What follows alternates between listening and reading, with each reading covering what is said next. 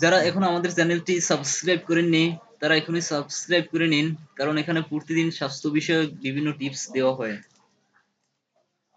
আজকের বিষয় হলো স্তন বড় ও সুন্দর করার উপায়। নারী দেহ সৃষ্টিকর্তার বিশেষ যত্নের ফসল। নারীর অবয়বে মায়ার মোহর স্থাপন করা। তবে নারী দেহের বিশেষ কিছু স্থান বা যৌনাঙ্গ রয়েছে যা খুবই গোপনীয়।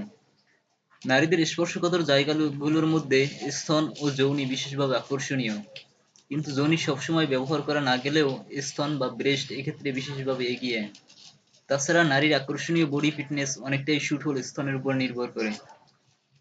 নারীদেহ একমাত্র স্বামী ছাড়া অন্য কারো সাথে ব্যবহার করা নিষিদ্ধ, তাই নারীরা চায় তার স্বামীকে আকর্ষণ করতে, আর পুরুষরা চায় স্ত্রী যেন তার কাছে আকর্ষণীয় হয়ে থাকে। নারীর স্তন যুগল ও যোনি সুগঠিত থাকলে যেমন নারীর বৃদ্ধি পায়, তেমনি স্বামীর কাছেও সেই নারী হয় অনেক বেশি আদরণীয়।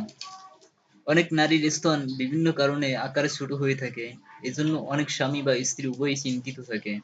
স্তন বা দুধ বড় করার উপায় খুঁজতে গিয়ে দিশেহারা হয়ে ওঠে। তবে এটা কোনো সমস্যা নয়।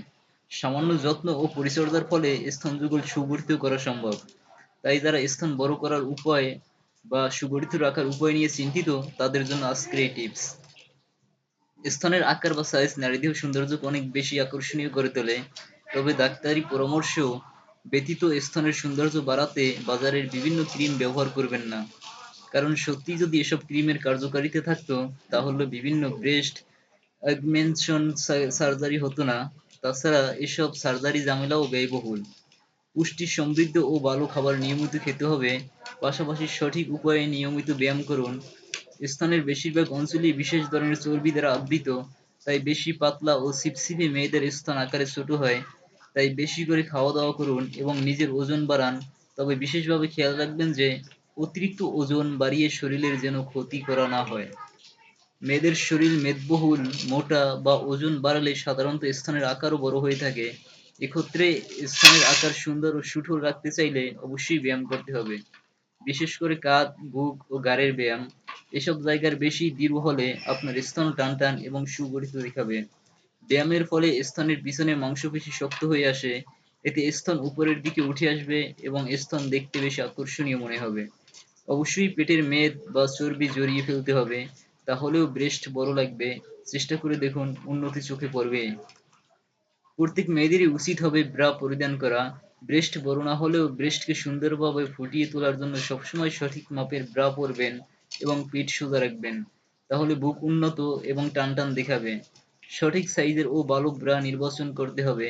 ব্রার ক্ষেত্রে হালকা প্যাডিং আছে এবং নিচে তার আছে এমন ব্রা খুবই কার্যকরী। ব্রা পরার ফলে স্তনের আকার সুগঠিত থাকবে।